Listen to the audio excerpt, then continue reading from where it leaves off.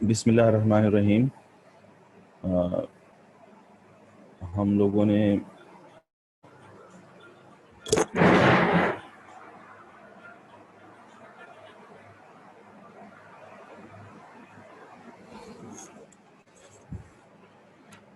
पिछले लेक्चर में income elasticity को शुरू किया था और थोड़ा सा उसमें प्रॉब्लम आया था, वहीं से शुरू कर लेते हैं दोबारा से।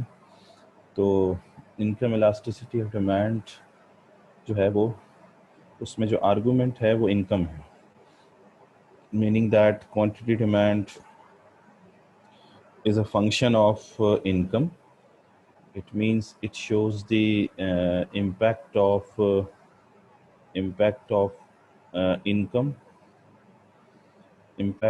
income on quantity demand.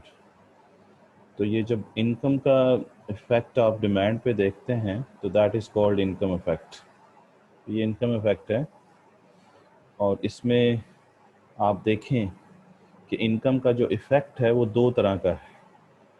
Income effect दो तरह का है, एक पॉजिटिव है और एक जो है वो नेगेटिव है। जो पॉजिटिव है उसमें जो है वो इनकम के बढ़ने से डिमांड बढ़ रही है और इनकम के कम होने से डिमांड कम हो रही है।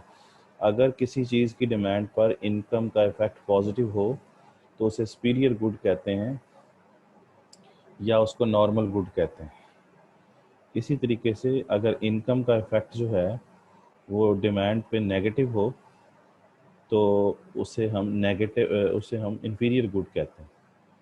तो इंफीरियर गुड आ गई, तो दो तरह की गुड्स आ गई, एक सुपीरियर गुड और एक क्या आ गई, इंफीरियर गुड। ये दो तरह की गुड है। नेगेटिव इनकम फैक्ट के लिए इंफीरियर गुड होगी और पॉजिटिव के लिए सुपीरियर या नॉर्मल जिसे कहते हैं। और तीसरी जो चीज़ थी, ये पहली सिचुएशन, पहली बात थी, ये दूसरी थी और ये तीसरी है। इसमें देखें, इसमें इनकम के बढ़ने या कम होने के साथ क्वांटिटी डिमांड अप्रॉक्सीमेटली सेम रहती है। तो ये भी किस में आता है, नॉर्मल गुड में ही आता है, और इसको हम नेसेसिटीज़ कहते हैं। फिर मैंने आप लोगों को नॉर्मल गुड्स की दो काइंड्स बताई थी। ये देखें, नॉर्मल गुड्स की दो काइंड्स बताई थी। एक ये मैंने आपको बताई थी, ये भी देखें नॉर्मल गुड है और ये भी नॉर्मल गुड। तो नॉर्मल गुड या तो सुपीरियर होती है और नॉर्मल गुड या नेसेसिटी होती है। और इनकम इफेक्ट नॉर्मल गुड में क्या होता है, इनकम इफेक्ट नॉर्मल गुड में पॉजिटिव होता है। तो नॉर्मल गुड्स आपसे पूछा जाए कि व्हाट इज़ नॉर्मल गुड, तो आप कहेंगे normal good is a good where income effect is positive. और what are the kinds of normal goods, तो आप कहेंगे there are two kinds of the normal goods. First one is superior and other one is necessity, and superior is also known as luxuries. तो ये clear होगी बात। उसके बाद है कि inferior good के लिए इनकम इफेक्ट क्या होता है, नेगेटिव। ठीक है जी। और अब आ जाए कि इनकम इलास्टिसिटी की मेजरमेंट कैसे होगी। तो मेजरमेंट वैसे ही होगी जैसे प्राइस इलास्टिसिटी का फार्मूला लिखा था हमने। तो उसमें लिखा था proportionate change in quantity demand divided by proportionate change in price लिखा था उधर, लेकिन यहाँ पे क्या आ जाएगा, यहाँ पे इनकम आ जाएगा, वाई फॉर इनकम। ठीक है ना, वाई का सिंबल का मतलब क्या है, वाई मीन्स इनकम। तो वाई का जो नोटेशन है इकोनॉमिक्स में वो इनकम के लिए यूज़ होता है। और अगर अब इसको परसेंटेज मेथड में ले आएंगे तो प्रोपोर्शनेट चेंज की जगह आप परसेंटेज चेंज भी लिख सकते हैं। तो percentage change in Q D और परसेंटेज चेंज इन वाई। आपको कई दफ़ा बताया है कि इलास्टिसिटी या तो प्रोपोर्शनेट चेंज होती है या फिर परसेंटेज चेंज होती है, सिर्फ चेंज नहीं होती। सिर्फ अगर चेंज लेंगे तो वो स्लोप होती है ना, यानी delta something over delta something जो होगा वो स्लोप है। लेकिन परसेंटेज डेल्टा और परसेंटेज डेल्टा से डिवाइड करेंगे तो इलास्टिसिटी है। इस तरह proportionate delta over proportionate delta करेंगे तो वो इलास्टिसिटी है। इसको आप को बताया हुआ है, इसको मज़ीद आप सॉल्व करेंगे तो ये इस शक्ल में आ जाएगा, ये फार्मूला है। ठीक है जी। और अगर आपको मैंने कहा था कि ये एक एग्जांपल है, इससे आप कैलकुलेट करके देखिएगा इनकम इलास्टिसिटी कैसे कैलकुलेट करते हैं। तो ये इनकम है एक तरफ डिमांड है। तो जब इसको कैलकुलेट करेंगे, फॉर एग्जांपल हम कैलकुलेट अगर करें यहाँ पे, तो E Y is equal to, पहले हमें फार्मूला लिखना पड़ेगा, delta Q over delta P into P over, sorry P नहीं, इंटू, ये भी पी नहीं आना, यहाँ पे क्या आएगा, वाई, डेल्टा वाई, सॉरी यहाँ पे वाई ओवर ये क्यू है। ठीक है ना जी। तो अब डेल्टा क्यू फाइंड करें, तो यहाँ पर पॉइंट क्या होगा, ए, ये पॉइंट बी, तो न्यू कौन सा पॉइंट होगा, बी। न्यू माइनस ओल्ड करना है ना क्वांटिटी फाइंड करने के लिए, चेंज हमेशा न्यू माइनस ओल्ड है। और ये इलास्टिसिटी हम मेजर कर रहे हैं ए टू बी, यानी point A to point B तक मेजर कर रहे हैं।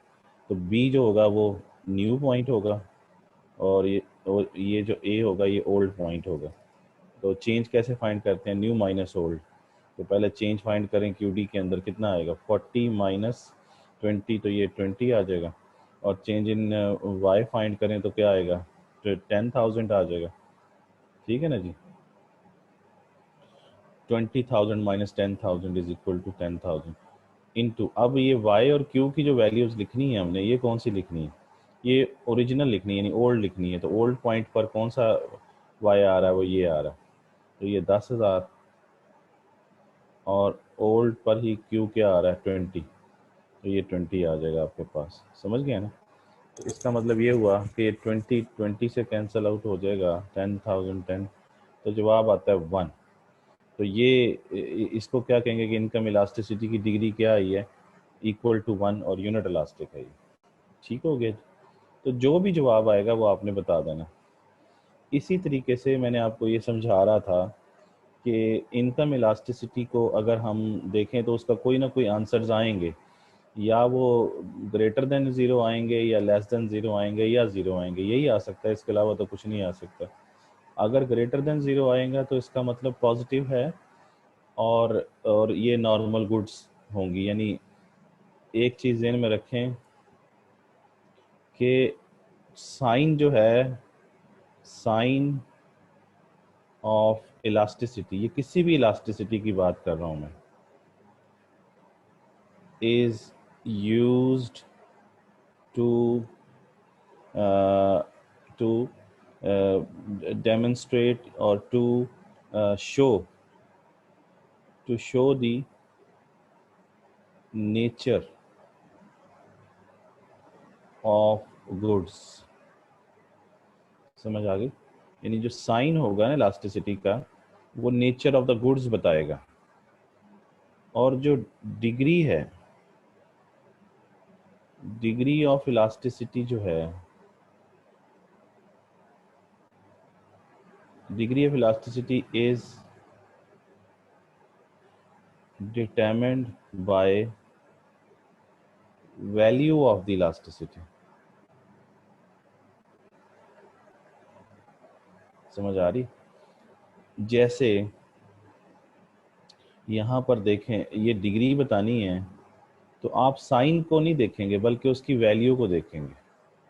जैसे फॉर एग्जांपल मैं ये कहूँ कि इनकम इलास्टिसिटी का आंसर आ गया -1, या इनकम इलास्टिसिटी का आंसर आ गया -1.5, या मैं कहूँ कि इनकम इलास्टिसिटी का आंसर आ गया -0.5।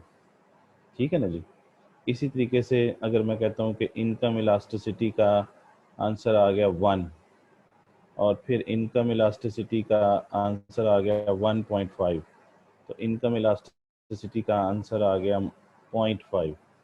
तो यही आ सकते हैं ना वैल्यूज, यानी या तो एक, अब आपने इसमें तीन, आपको ये पता चल रहा है कि इनकम इलास्टिसिटी के ये जो पहले तीन आंसर्स हैं, इसके साथ जो साइन आ रहा है वो नेगेटिव आ रहा है। देख लें, नेगेटिव आ रहा है। तो नेगेटिव साइन जो है, वो साइन किसको शो करता है, sign shows the nature of the good. और नेगेटिव साइन किसको शो करता है, इनकम इलास्टिसिटी में नेगेटिव साइन किसको शो करता है, इंफीरियर गुड्स को। क्योंकि इनकम इलास्टिसिटी में जो इनकम इफेक्ट है, नेगेटिव इनकम इफेक्ट है, वो किसके लिए है, वो इंफीरियर गुड्स के लिए है आपके सामने, ये negative income fact inferior good के लिए, और पॉजिटिव किसके लिए, वो नॉर्मल गुड के लिए है। और नॉर्मल गुड दो तरह की होती हैं, या वो सुपीरियर होती हैं या फिर वो नेसेसिटीज़ होती हैं। ठीक है, ये ज़रा ज़हन में बिठाएं। इसका मतलब ये हुआ, इसका मतलब ये हुआ कि ये जो तीनों हैं, आप इसके बारे में क्या लिखेंगे कि ये तीनों किसके लिए हैं, तीनों फॉर इंफीरियर गुड्स, यानी ये फॉर इंफीरियर गुड्स। समझ आ गई। अब डिग्री बतानी है, तो यानी साइन ने क्या बताया, नेचर, साइन से नेचर पता चला। और डिग्री कैसे पता चलेगी, डिग्री के लिए आप वैल्यू देखेंगे। तो वैल्यू, अब इसमें देखें, जब वैल्यू देखेंगे तो वो क्या आएगी, यहाँ पर वैल्यू क्या है, 1। इसका मतलब ये इलास्टिसिटी इक्वल टू 1 है। और यहाँ देखें तो ये 1.5 है, तो इसका मतलब है कि ये इनकम इलास्टिसिटी ग्रेटर देन 1 है। और यहाँ साइन को नहीं देखना, सिर्फ वैल्यू देखनी, तो ये क्या है, इनकम इलास्टिसिटी लेस देन 1। समझ आ गई बात। तो ये डिग्री जब बतानी है तो वैल्यू देखनी है। साइन का काम है नेचर ऑफ द प्रोडक्ट बताना हर काइंड में। तो ये इनकम इलास्टिसिटी में नेगेटिव साइन जो आएगा वो किस लिए होगा। अच्छा, अब आ जाइए इन तीनों के अंदर देखें, तो इन तीनों के अंदर आपको ये नज़र आएगा कि ये पॉजिटिव आ रहे हैं साइन इसके साथ। तो पॉजिटिव साइन है, तो ये कौन सी गुड्स होंगी, ये नॉर्मल गुड्स होंगी। ठीक है ना जी, तीनों ही। लेकिन अब इसमें देखना पड़ेगा कि नॉर्मल भी तो फिर दो तरह की होती हैं, और कौन कौन सी होती हैं, नॉर्मल लग्जरीज या सुपीरियर जिसे कहते हैं, और दूसरा होता है नॉर्मल नेसेसिटी। और मैंने आपको बताया था इधर, आपको मैंने बताया था, ये देखें, आपको बताया था कि अगर अगर इनकम इलास्टिसिटी का आंसर 0 से लेके 1 के दरमियान आ जाए, 0 से लेके यानी इस जगह से लेके इसके दरमियान आ जाए, तो फिर वो नेसेसिटी होगी। और अगर वो ग्रेटर देन 1 आएगा, ठीक है ना जी, ग्रेटर देन 1 आएगा, तो वो कौन सी होगी भला, वो लग्जरी, या जिसे आप क्या कहते हैं, सुपीरियर कहते हैं। समझ गए। अगर इनकम इलास्टिसिटी का आंसर ग्रेटर देन 1 आता है तो वो लग्जरी या सुपीरियर होगा। अगर 0 से 1 के दरमियान आता है तो वो फिर नेसेसिटी होगा। और अगर नेगेटिव आता है तो फिर वो इन्फीरियर होगा। इतनी सी बात है, समझ गए। यानी यानी इसका मतलब ये है कि इसका मतलब ये है कि अगर इनकम इलास्टिसिटी ग्रेटर देन 0 और लेस देन 1 है, तो ये कौन सी गुड होगी, ये नॉर्मल होगी। और नॉर्मल में कौन सी होगी, नेसेसिटी होगी। इस तरह इनकम इलास्टिसिटी अगर ग्रेटर देन 1 आता है तो ये भी क्या होगा, नॉर्मल होगी, लेकिन कौन सी होगी, लग्जरी या सुपीरियर जिसे कहते हैं। और अगर इनकम इलास्टिसिटी लेस देन 0 होगी, यानी नेगेटिव होगी, तो ये कौन सी गुड होगी, इन्फीरियर गुड होगी। समझ आ गई बात आपको। अच्छा, तो ये कहानी समझ आ गई आप लोगों को। तो इसका मतलब ये हुआ कि इसका मतलब ये हुआ कि इसका मतलब ये हुआ कि ये इक्वल टू 1 है, ये ग्रेटर देन 1 है, और ये लेस देन 1। लेकिन ये जो है, ये वाला, ये चूँकि ग्रेटर देन 1 है, तो इसको हम क्या कहेंगे, इसको हम कहेंगे लग्जरीज, क्योंकि पॉजिटिव है ना। या इसे क्या कहेंगे, सुपीरियर। और ये लेस देन 1 है, तो पॉजिटिव है, लेस देन 1 है, तो इसे क्या कहेंगे, नेसेसिटी। ठीक है ना जी। और ये भी क्या है, यहाँ पर क्या है, यहाँ पे इक्वल टू 1 था, इलास्टिसिटी इक्वल टू 1 करेंगे तो ये भी इसमें आ जाएगा, ये भी नेसेसिटी में आ जाएगा, ये भी नेसेसिटी में आ जाएगा। ठीक हो गया जी। तो ये रूल ज़रा ज़हन में रखें The sign is not used to determine the degree of the elasticity of demand. Sign of the elasticity just shows the nature of the commodity, and degree is determined by the value of the elasticity. Degree का ताल्लुक value से है और sign का ताल्लुक nature के साथ है, गुड कौन सी है। तो ये यहाँ तक इनकम इलास्टिसिटी क्लियर हो गया आप लोगों को। यही बात मैंने यहाँ समझाई है कि या तो पॉजिटिव आएगा इनकम इलास्टिसिटी का आंसर या नेगेटिव आएगा। नेगेटिव में तो कोई रोला नहीं है, कोई भी आ जाए तो इन्फीरियर है। बस आपने ये बताना है ग्रेटर देन 1 है, ये लेस देन 1 है, ये इक्वल टू 1 है, क्योंकि ये देखें ये नेगेटिव है सारे। तो ये भी नेगेटिव है, ये भी नेगेटिव है, ये तीनों केसेस इन्फीरियर के लिए हैं। लेकिन जब डिग्री बतानी है तो नेगेटिव साइन पे हाथ रख लेना है और बताना है इक्वल टू 1। हाथ रख लेने का मतलब ये है कि इग्नोर करना है। और उसके बाद ये ग्रेटर देन 1 है, ये लेस देन 1 है, ठीक है ना जी। और इधर देखें, इधर जब इनकम इलास्टिसिटी पॉजिटिव आएगी इन तीनों केसेस के अंदर, ये समझिए कि इनकम इलास्टिसिटी के फार्मूला अप्लाई करके ना, ये वाला फार्मूला अप्लाई करके आपने जवाब निकाले हुए हैं डिफरेंट डेटा से। ये डिफरेंट डेटा से जवाब आए हुए हैं और आपसे कहा जाता है कि इसको इंटरप्रेट कर दें कि ये क्या मतलब है, इन वैल्यूज़ का क्या मतलब है। तो आप उसको बता रहे हैं जी ये मतलब है इसके। तो पॉजिटिव जब भी आएगा तो वो इनकम इलास्टिसिटी जो है नॉर्मल गुड के लिए होगी। लेकिन ये ज़हन में रख लेना है कि इनकम इलास्टिसिटी का लफ्ज़ आ रहा हो। फिर इसमें भी जब डिग्री बतानी है तो पॉजिटिव साइन को जब पता चल गया ये है तो उसको इग्नोर कर देना है और बस देखनी है वैल्यू। यहाँ वैल्यू 1 है, यहाँ 1.5 है, यहाँ 0.5 है। तो ये एक से कम है, ये एक से ज़्यादा, ये एक के बराबर है, ठीक है ना जी। क्लियर होगी। इनकम इलास्टिसिटी का कोई इशू तो नहीं रह गया, आई थिंक कि वो सारा क्लियर हो गया होगा। अब हम नेक्स्ट काइंड की तरफ चलते हैं। मैंने आपको बताया था कि मैंने आप लोगों को बताया था कि हमने जो काइंड्स पढ़नी है इलास्टिसिटीज़ की, वो 3 पढ़नी है, याद है ना? कौन कौन सी? ये 3 काइंड्स मैंने कहा था पढ़नी है हमने। एक प्राइस इलास्टिसिटी, ये पढ़ चुके हैं, इसके 3 मेथड थे। इसको मेजर करने के 3 मेथड थे, वो आप लोगों ने पढ़ लिए थे। यानी एक आउटले मेथड था जिसे एक्सपेंडिचर या रेवेन्यू मेथड कहते हैं, और एक परसेंटेज मेथड था जिसे फ्लक्स मेथड कहते हैं, और एक ग्राफिकल मेथड था जिसे ज्योमेट्रिक मेथड भी कहते हैं। तो इसके 3 मेथड थे। इसको हमने पढ़ लिया है। इसमें सिंपल सा सिलसिला था, इसमें सिर्फ फार्मूले के ज़रिए हम लोग मेजर कर रहे थे। अब हमारे पास तीसरी जो काइंड है वो cross price elasticity of demand हमने पढ़नी है। ये तीसरी काइंड, इस पे चलते हैं। Cross price elasticity of demand. तो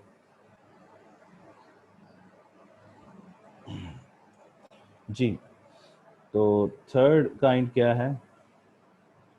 cross price elasticity of demand. इसको हम ऐसे लिख दें, cross price elasticity of demand. आप ज़रा ज़हन में रखें, अब दोबारा प्राइस आ गई है, लेकिन अब प्राइस क्रॉस प्राइस, इनकम ख़त्म हो गया है, क्रॉस प्राइस। इसको समझते हैं कि इसका मतलब क्या है। तो आप इसको इस तरह से समझ लीजिए पहले कि अगर मैं लिखूं quantity demand is a function of price, ये तो समझ आता है कि क्वांटिटी डिमांड डिपेंड करती है प्राइस पे। और अगर मैं यहाँ लिख दूँ ए, तो क्वांटिटी डिमांड ए की डिपेंड करती है उसी चीज़ की कीमत पे ए पर। तो इसे हम कहते हैं ऑन प्राइस इफेक्ट, ठीक है ना जी। अपनी ही कीमत पर असर, अपनी ही डिमांड पर, अपनी ही कीमत का असर अपनी चीज़ की डिमांड पर। लेकिन अगर मैं लिखूं क्वांटिटी डिमांड ए की, वो डिपेंड करती है प्राइस किसकी? बी की। तो इससे हम कहते हैं क्रॉस प्राइस इफेक्ट। इसमें देखें दूसरे वाले फंक्शन में हम डिमांड ए की ले रहे हैं और प्राइस जो है वो बी की ले रहे हैं। इसी तरीके से अगर मैं लिखूं क्वांटिटी डिमांड बी की, वो डिपेंड करती है प्राइस ऑफ ए पे, तो ये भी क्या होगा? Cross price effect. समझ आ गई बात?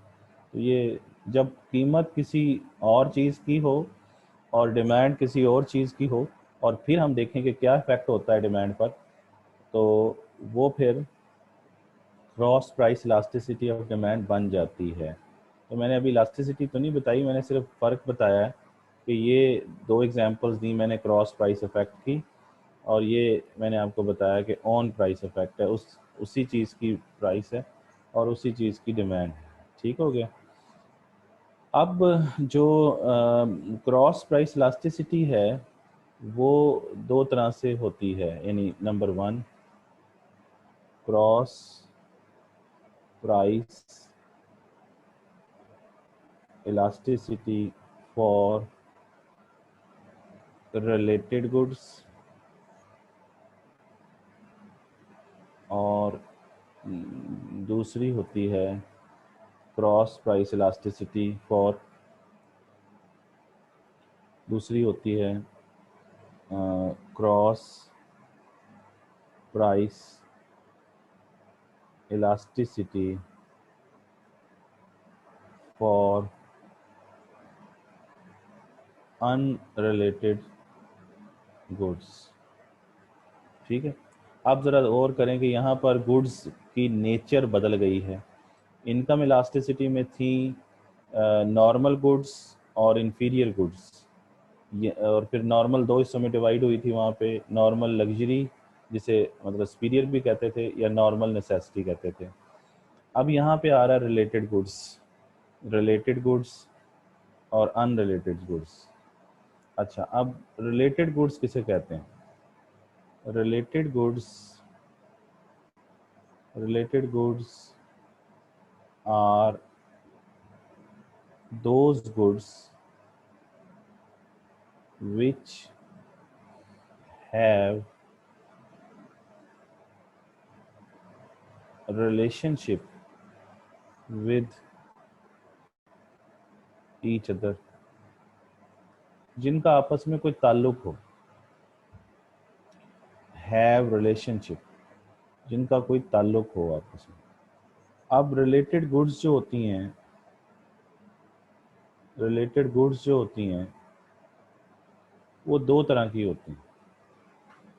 एक को हम कहते हैं सब्स्टिट्यूट्स, ठीक है? एक को हम क्या कहते हैं? सब्स्टिट्यूट्स, और दूसरे को हम कहते हैं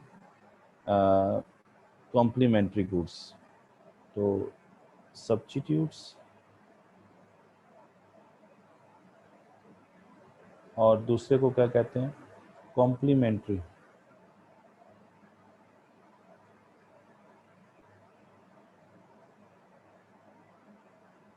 कॉम्प्लीमेंट्री गुड्स। तो कॉम्प्लीमेंट्री गुड्स को जॉइंट गुड्स भी कहते हैं। ठीक हो गया जी? तो सब्स्टिट्यूट्स और कॉम्प्लीमेंट्री गुड्स ये कहते हैं। ये है रिलेटेड गुड्स की कहानी। तो रिलेटेड गुड्स दो तरह की होती हैं।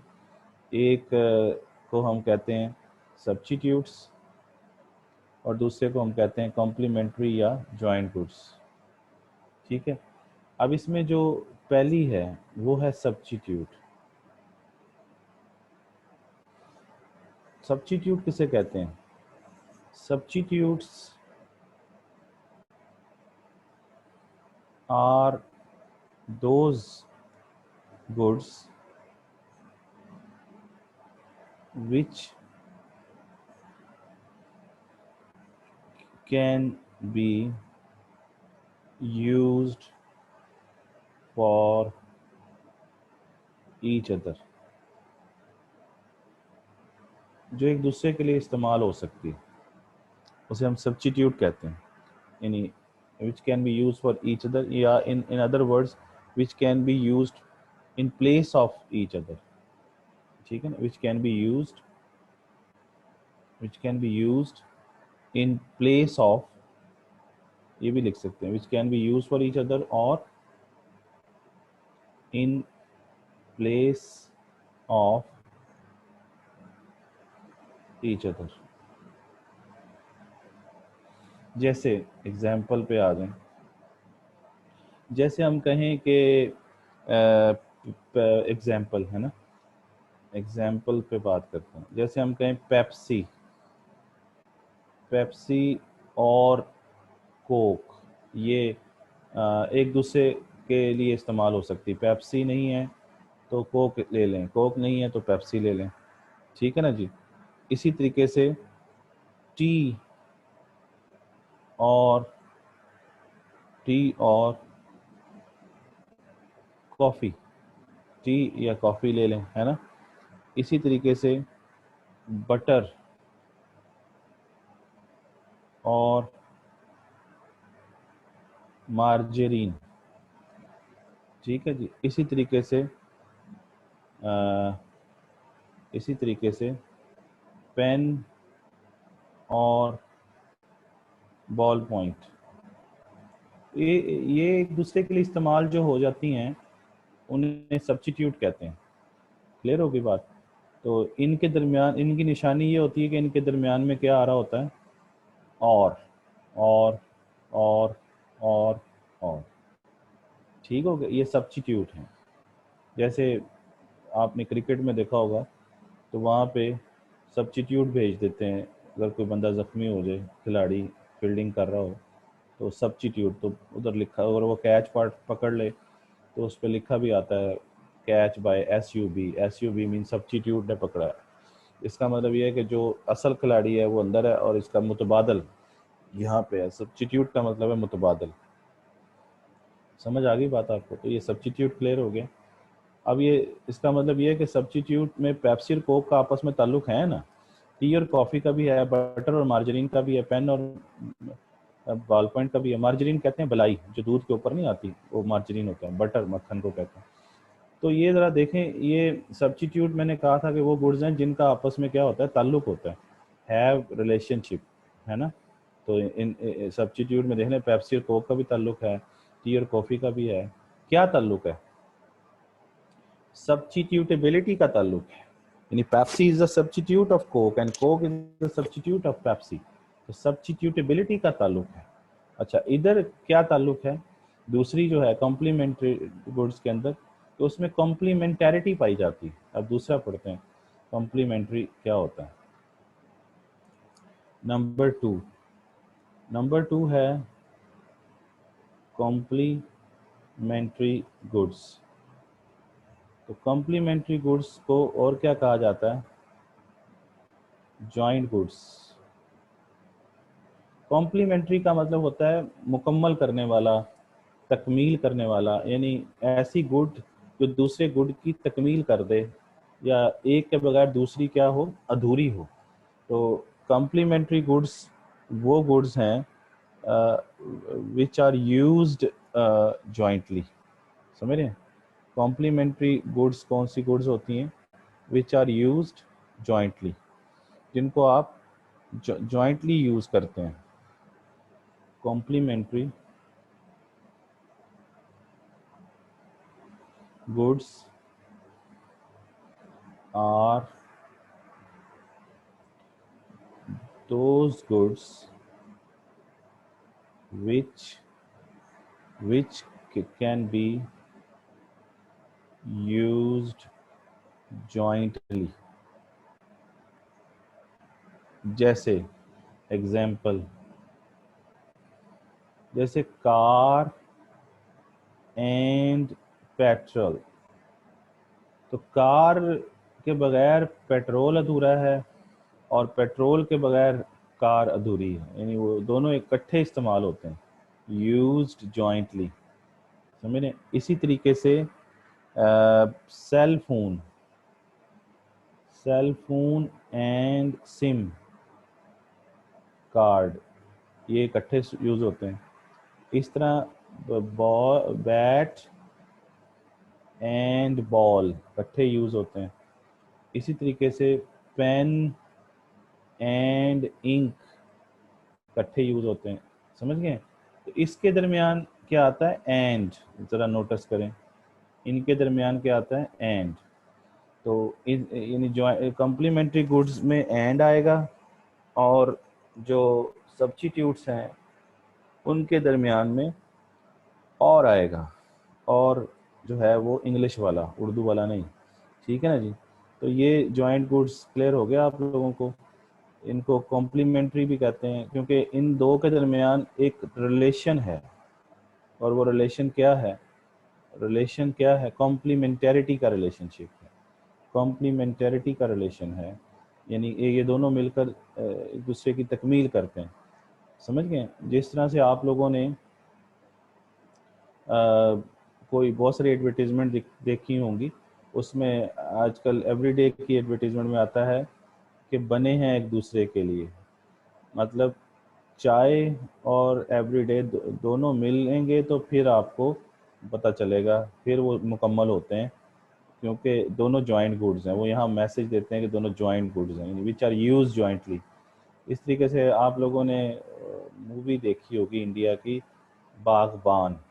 तो बागबान के अंदर भी यही मैसेज दिया है उन्होंने कि माँ और बाप जो हैं वो कम्प्लीमेंट्री हैं, वो एक दूसरे के लिए बने हैं, उनको आप अलग अलग नहीं कर सकते। तो वो भी क्या है? अम्मा, अम्मा या अब्बा नहीं हो सकता, अम्मा एंड अब्बा हो सकता है। ठीक है ना, दोनों इकट्ठे ही हैं, जॉइंट हैं।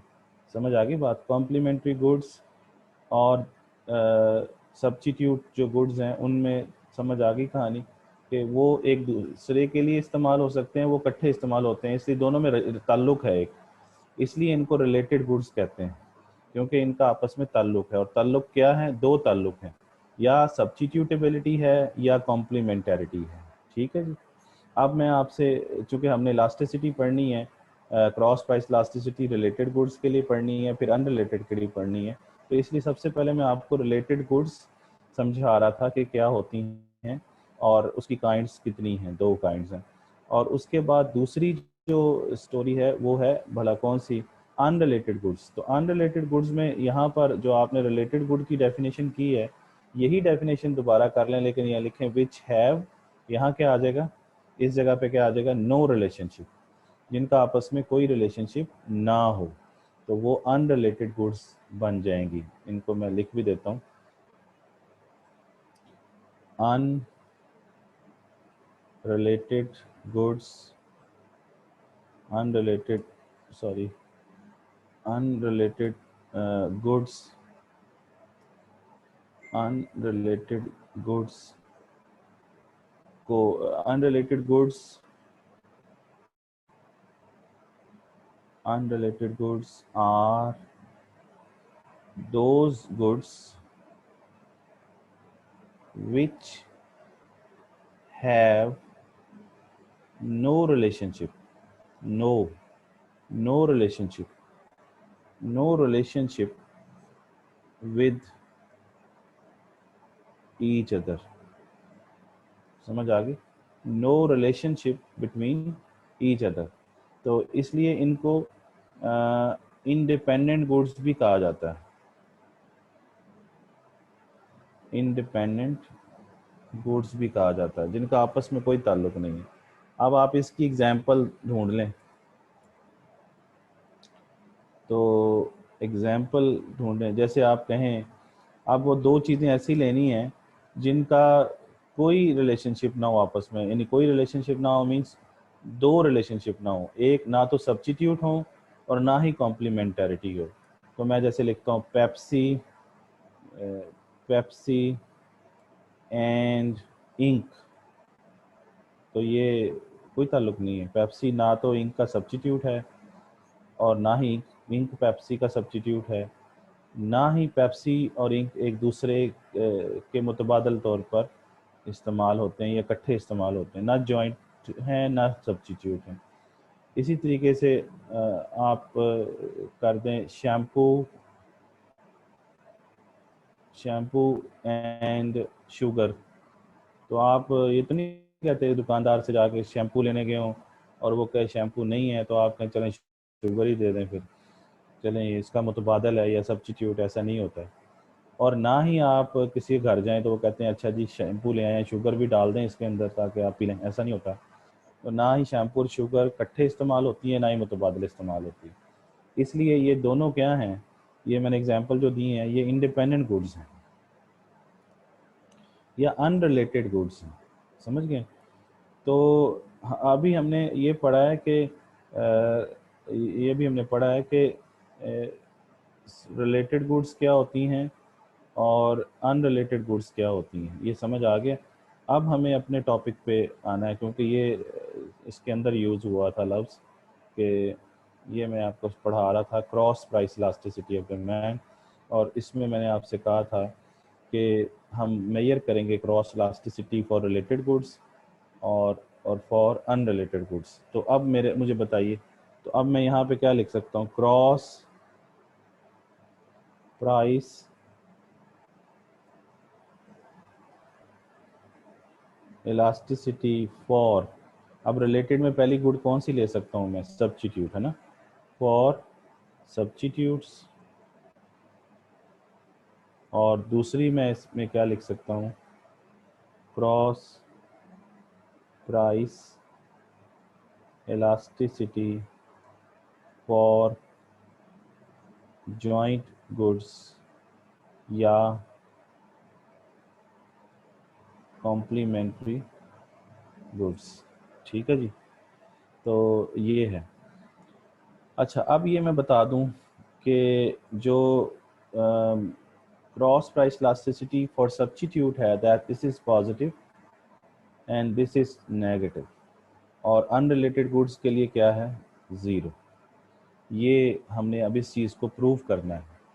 इसका मतलब ये है कि क्रॉस प्राइस इलास्टिसिटी में जब हम फार्मूला अप्लाई करेंगे तो साइन अब भी पॉजिटिव नेगेटिव आएगा, लेकिन अब पॉजिटिव साइन जब आएगा तो साइन का मतलब मैंने क्या बताया था कि वो हर काइंड ऑफ इलास्टिसिटी में साइन का मतलब कोई कमोडिटी होगा, नेचर ऑफ द गुड होगा, लेकिन यहाँ पर पॉजिटिव साइन का मतलब सब्स्टिट्यूट होगा।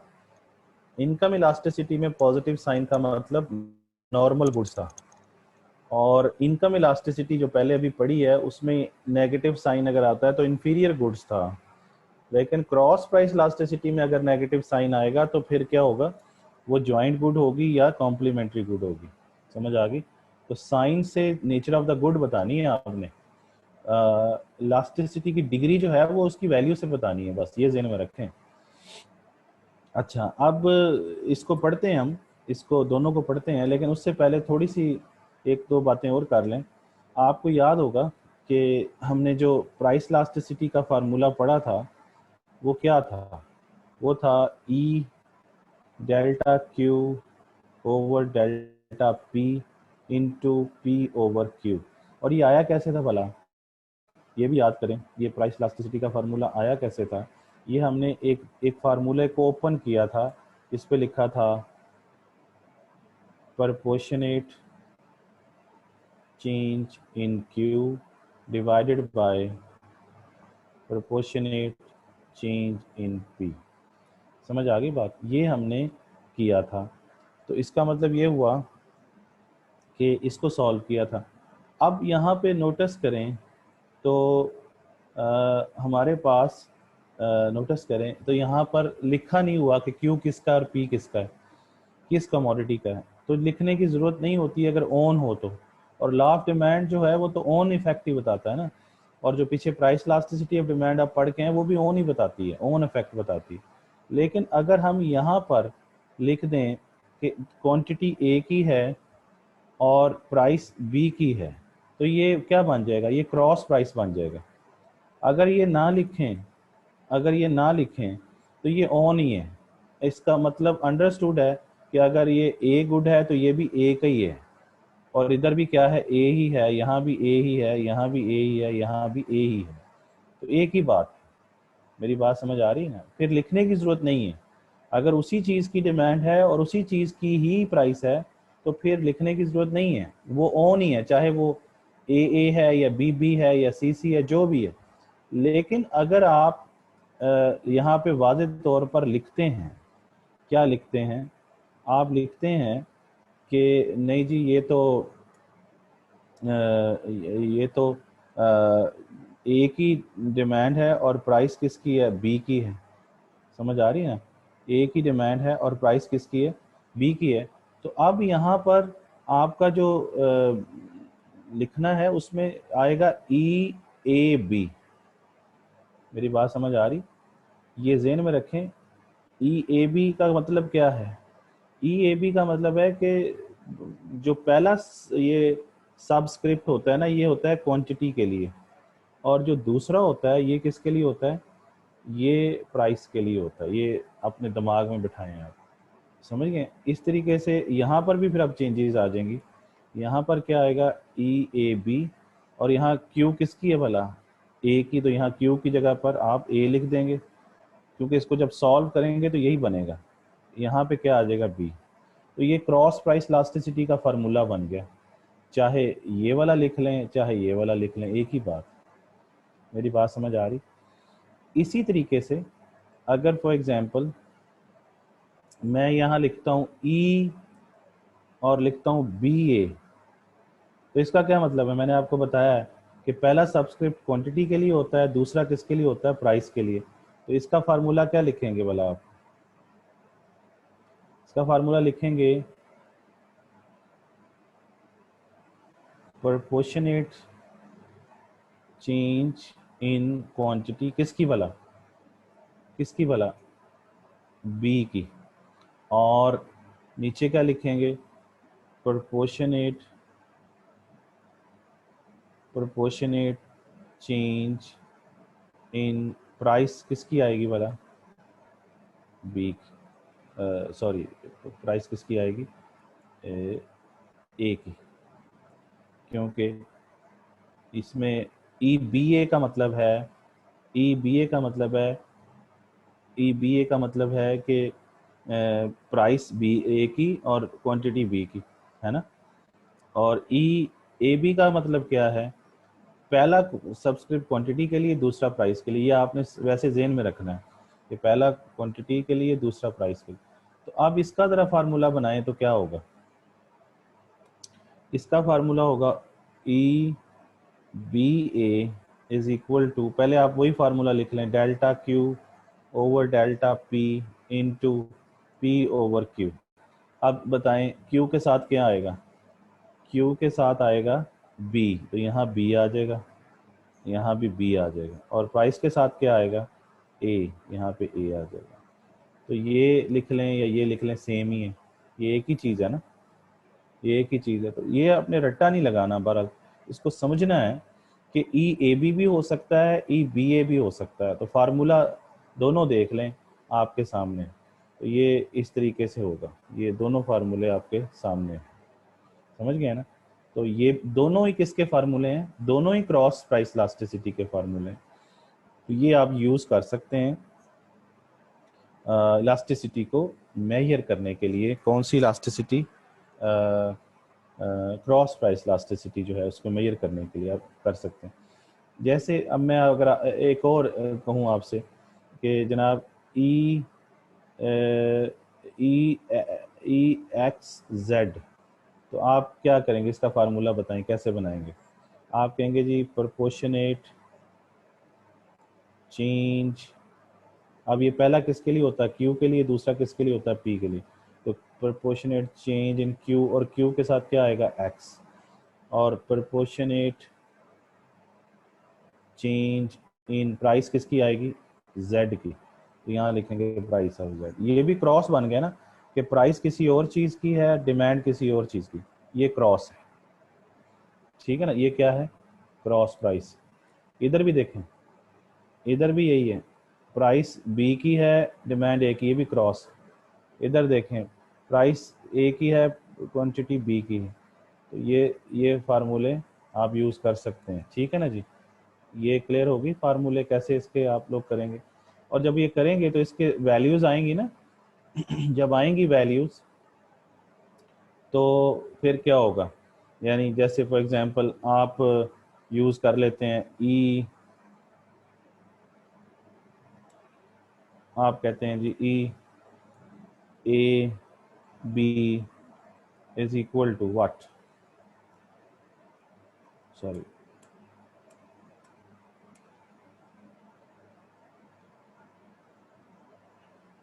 अच्छा जी, ई ए बी, और ये जवाब आता है जवाब आता है 1। फिर आप लिखते हैं ई ए बी और जवाब आता है ई ए बी का फार्मूला अप्लाई करके, जस्ट अ मिनट। फिर आप लिखते हैं 1.5, फिर आप लिखते हैं ई ए बी और जवाब आता है 0.5। इसी तरीके से आप लिखते हैं ई ए बी तो जवाब आता है -1। ठीक है ना जी, मुख्तलिफ आंसर्स आ सकते हैं। फिर आप लिखते हैं ई ए बी तो जवाब आता है सॉरी, जवाब आता है -1.5, और फिर आता है ई ए बी तो जवाब आता है -0.5।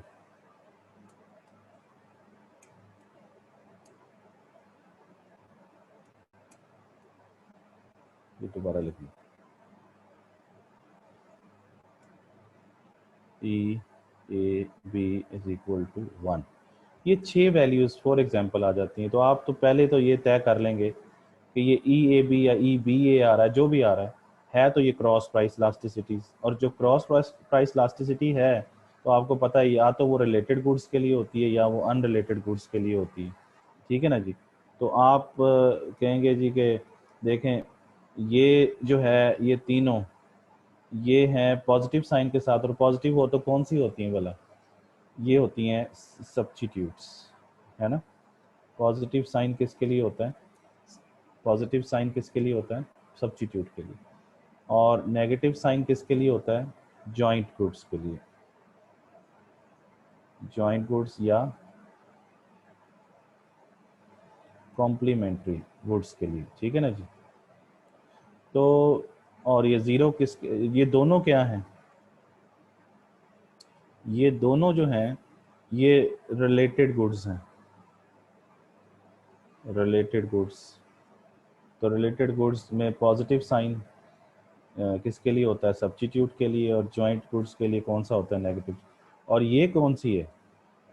ये आपकी अनरिलेटेड गुड है। यानी फार्मूला अप्लाई करने के बाद ये जवाब आ जाते हैं 6-7 जो अभी लिखे हुए हैं हमने। अच्छा, अब साइन से क्या पता चला? इसके साथ प्लस का साइन है, इसके साथ प्लस है, इसके साथ प्लस है। तो प्लस साइन किसके लिए होता है? प्लस साइन मैंने अभी बताया था, प्लस साइन जो है वो सब्स्टिट्यूट के लिए होता है। और नेगेटिव साइन किसके लिए होता है? कॉम्प्लीमेंट्री गुड्स के लिए होता है। और अनरिलेटेड के लिए क्या होता है? ज़ीरो होता है। तो यही बात यहाँ पे कर रहे हैं। तो ये, और मैंने ये बात ऊपर भी कही थी कि साइन का मतलब, साइन किस लिए होता है? Sign shows the nature of product, nature बताता है। और जो जो वैल्यू है,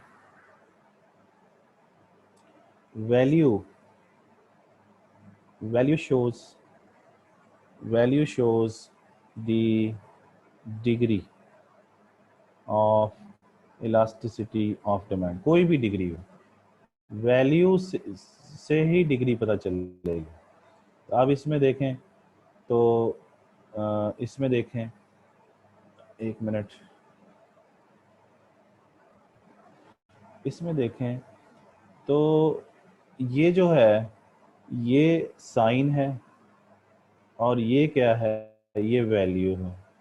इस तरीके से ये साइन है, ये क्या है? ये वैल्यू है। ये क्या है? साइन है, और ये क्या है? वैल्यू है। तो वैल्यू से, साइंस से क्या पता चल रहा है? पहले देखना है कि ये क्रॉस है। क्रॉस है तो फिर आपके जहन में फौरी तौर पर ये सब्स्टिट्यूट, जॉइंट और अनरिलेटेड गुड्स आनी चाहिए। और साइन पॉजिटिव का मतलब क्या है? सब्स्टिट्यूट। यानी positive sign in cross price elasticity of demand shows substitutes. ठीक है ना जी। और negative sign in cross price elasticity of demand shows joint और कम्प्लीमेंट्री गुड्स, ठीक है जी। और zero, zero shows in CPED in cross price elastic demand unrelated goods. लेकिन ये जो है यही पॉजिटिव साइन अगर इधर आता था, इधर भला इनकम इलास्टिसिटी के अंदर, तो इनकम इलास्टिसिटी के अंदर, इनकम इलास्टिसिटी के अंदर positive sign in income elasticity of demand shows, किसको शो करता था पॉजिटिव साइन? नॉर्मल गुड्स को। नॉर्मल गुड्स फिर आपको पता दो हिस्सों में डिवाइड होती हैं। और नेगेटिव साइन किसको शो करता था? इन income elasticity of demand shows inferior goods. ठीक हो गया जी। बाकी ये रेंजेस से मैंने समझाया हुआ है आपको, किस रेंज में आए तो क्या होगा, ये वाली सारी स्टोरी मैंने समझाई हुई कि मतलब नॉर्मल गुड कब कहेंगे, जब इनकम इलास्टिसिटी की वैल्यू 0 से लेके 1 के दरमियान होगी और 1 से ज़्यादा होगी तो फिर लग्जरी या सुपीरियर कहलाती है, और अगर नेगेटिव होगी इसका मतलब क्या है, नेगेटिव, तो फिर इन्फीरियर होगी। ठीक है ना, ये बात पहले हो चुकी। अच्छा, अब क्लियर होगी सारी चीज़ें आप लोगों को। तो मैंने ये बता दिया आपको कि रिलेटेड और अनरिलेटेड गुड्स क्या होती हैं, और क्रॉस इलास्टिसिटी का जो फार्मूला है वो कैसे हम लोग बनाते हैं, उसका क्या ये फार्मूला है, उसका आप खुद भी बना सकते हैं। सिर्फ आपने ये नोटिस करना है कि इधर क्यू पर क्या और पी पर क्या है। ठीक है ना जी। अब हम अपने टॉपिक की तरफ मज़ीद बढ़ते हैं। तो क्रॉस प्राइस इलास्टिसिटी जो है ये साबित करते हैं कि ये कैसे सब्स्टिट्यूट के लिए पॉजिटिव है और कैसे जो है वो नेगेटिव है, और ज़ीरो कैसे आती है। उसके लिए हम दोबारा से इसको पहले ये वाला पढ़ते हैं, ये वाली चीज़। ठीक है ना जी। अच्छा, अब ये है कि sorry,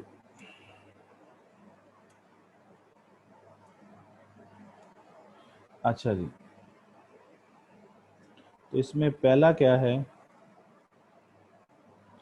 cross price elasticity for substitutes. ठीक है, ये पढ़ने लगे हैं, ये वाली चीज़। ठीक है ना जी। और ये क्या होती है, पॉजिटिव, ये प्रूफ करना है हमें। तो उसके लिए ज़ाहिर सी बात है हमें कोई एग्जाम्पल लेके समझना पड़ेगा। एग्जाम्पल लेते हैं, तो हम एग्जाम्पल ले लेते हैं जनाब पेप्सी और कोक की। ये दोनों क्या है, ये सब्स्टिट्यूट। यहाँ पर हम डेटा जनरेट कर लेते हैं खुद से समझने के लिए। यहाँ पर प्राइस है, ये किसकी प्राइस है, पेप्सी की, और ये डिमांड किसकी है, पेप्सी की है। ये प्राइस किसकी है,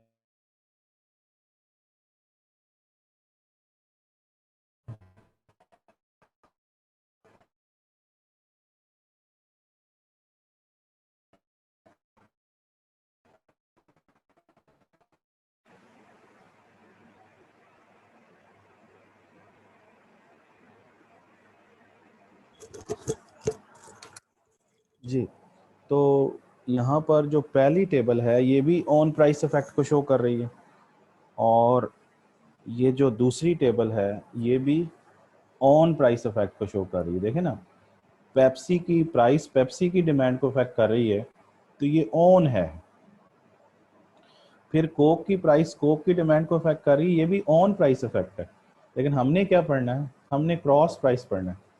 देखते हैं क्या होता है। तो पेप्सी 25 रुपए की आती है मेरा ख्याल है आजकल, और फर्ज कर लें उसकी डिमांड जो है 200 है, और इसी तरीके से कोक की प्राइस भी 25 है और उसकी डिमांड जो है वो 300 है या जितनी भी है। कोई मसला नहीं। अब ये करते हैं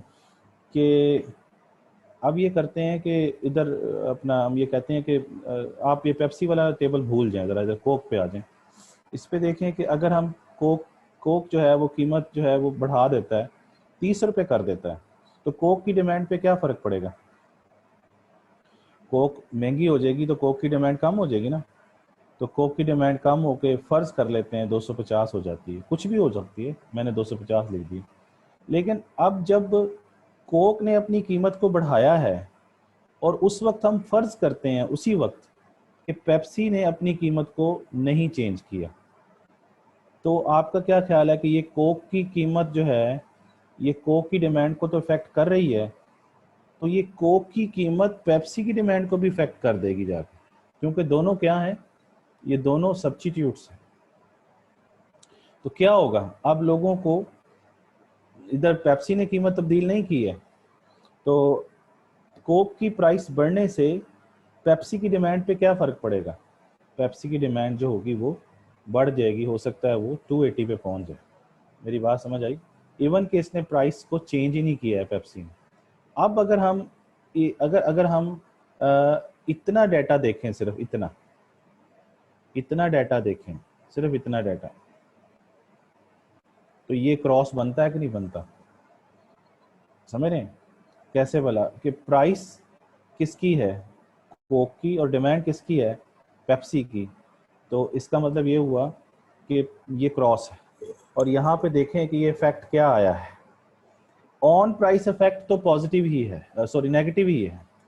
ऑन प्राइस इफेक्ट तो नेगेटिव ही है, ये देखें ये नेगेटिव ही है कि प्राइस बढ़ रही है और डिमांड क्या हो रही है, कम हो रही है। लेकिन इसको देखना है कि इधर क्या हुआ, इधर ये हुआ कि प्राइस ऑफ कोक, अच्छा इसको आप मर्जी है आपकी, आप इसको बी प्रोडक्ट कह लीजिए, इसको ए प्रोडक्ट कह लीजिए, समझ आ गई ना? यानी कोक जो है वो क्या है, बी प्रोडक्ट है, और पेप्सी क्या है, ए प्रोडक्ट है। तो अब आप देखें प्राइस ऑफ कोक जो है, यानी इसका मतलब ये है कि प्राइस ऑफ बी जो है वो क्या हो रही है, वो बढ़ रही है, प्राइस ऑफ कोक बढ़ गई, जिसके नतीजे में डिमांड जो है, डिमांड ऑफ पेप्सी जो है, जो कि डिमांड किसकी है, बी की, ए की सॉरी, तो ए की डिमांड जो है वो भी बढ़ गई है। देखें ना, ये 25 से 30 हुई है तो बढ़ गई ना, और ये 200 से 280 पे गई है तो बढ़ गई ना। तो तो क्या इफेक्ट आया, डायरेक्शन सेम हो तो उसे हम क्या कहते हैं, डायरेक्शन सेम हो तो उसे क्या कहते हैं, उसे पॉजिटिव कहते हैं। तो यही हम कह रहे थे कि क्रॉस प्राइस इफेक्ट जो है वो सब्स्टिट्यूट के लिए क्या आता है, वो पॉजिटिव आता है। ये प्रूफ हो गया यहाँ पे। अब आप फार्मूले से इसको फार्मूले से इसकी वैल्यू भी निकाल सकते हैं। तो फार्मूले से अगर वैल्यू फॉर एग्जांपल निकालें तो आप यहाँ पर क्या है, यहाँ पर आपका जो फार्मूला है उसमें देखें कि ई, पहले फार्मूला लिख लेते हैं, journal formula, delta Q over delta P into P over Q. आप ज़रा देखें तो क्यू कौन सा लिया हुआ है हमने, क्यू लिया हुआ है ए का, है ना, ये देखें ए का लिया हुआ है, तो यहाँ पर ए आ जाएगा। प्राइस किसकी ली हुई है हमने, बी की, ये देखें बी है, ये प्राइस किसकी है, बी की, तो हमने प्राइस बी की चेंज की है और डिमांड ए पर इफेक्ट देखा है।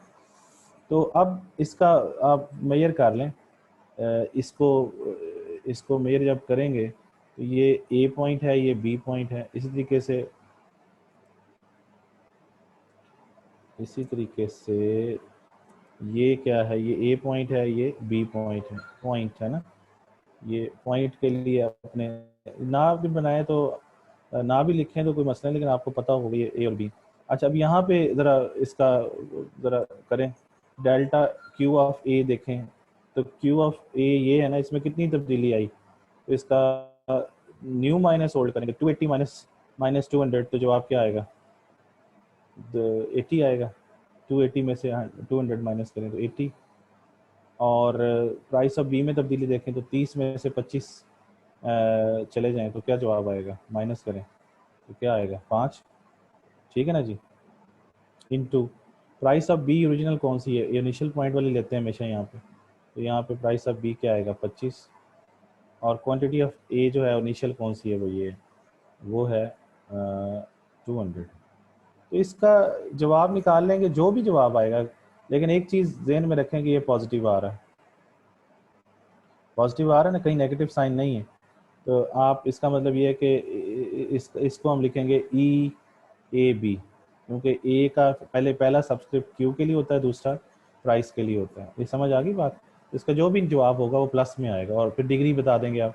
तो प्लस का साइन किसको शो करेगा, सब्स्टिट्यूट के लिए। तो इसका मतलब ये है कि सब्स्टिट्यूट है, और यहाँ से भी पता चल रहा है कि ये सब्स्टिट्यूट, ठीक है ना। अच्छा, अब नेक्स्ट जो है वो ये तो आ गया, ये वाली चीज़ हमने कर ली। अब हम करते हैं cross price elasticity for joint goods और कॉम्प्लीमेंट्री गुड्स, ठीक है ना जी। तो इसको भी कोई एग्जांपल लेके समझते हैं, तो इसको देखते हैं कैसे करना है। Just a minute. अच्छा जी, यहाँ देखें, यहाँ हमने क्या लिखा था, नंबर 2 है जी, cross price elasticity for complementary goods या जॉइंट गुड्स, ठीक है ना जी। और ये क्या आएगी, ये नेगेटिव आएगी। कैसे आएगी, अब ये इसके लिए भी हमें कोई एग्जांपल लेनी पड़ेगी। जैसे हम लेते हैं कार एंड पेट्रोल, ये देखें ये दोनों कॉम्प्लीमेंट हैं। पेट्रोल कार से चलती है, कार जो है पेट्रोल से चलता है, ठीक है ना जी। तो इसमें अगर हम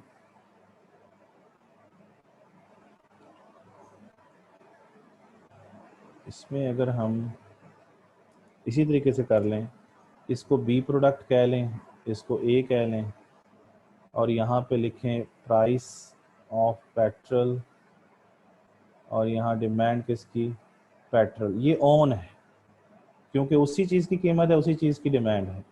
इस तरह यहाँ लिखें प्राइस कार, और डिमांड भी किसकी लिखें, कार, तो ये भी ऑन है।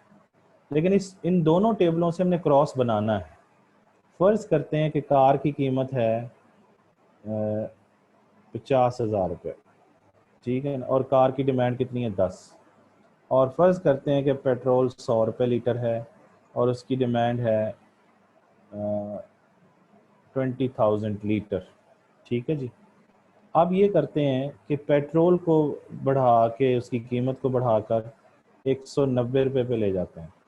तो अब इधर कार का वाले टेबल पे ना देखें, सिर्फ इधर पेट्रोल पे बताएं कि पेट्रोल की कीमत बढ़ने से पेट्रोल की डिमांड पे क्या फ़र्क पड़ेगा, कम हो जाएगी ना। और कितनी कम होगी वो इलास्टिसिटी बनती है। लेकिन हम यहाँ पे भी सिर्फ ये कर देते हैं कि जी वो कम होकर कितनी हो जाती है 10,000, फर्ज कर लेते हैं 10,000 हो जाती है। तो ये तो लॉ ऑफ डिमांड है, ये लॉ ऑफ डिमांड है, प्राइस बढ़ रही है, डिमांड कम हो रही है, लॉ ऑफ डिमांड। लेकिन इसी वक्त अगर हम यहाँ फर्ज कर लें, फर्ज यहाँ करना है आपने कि कार की कीमत तब्दील नहीं होती है,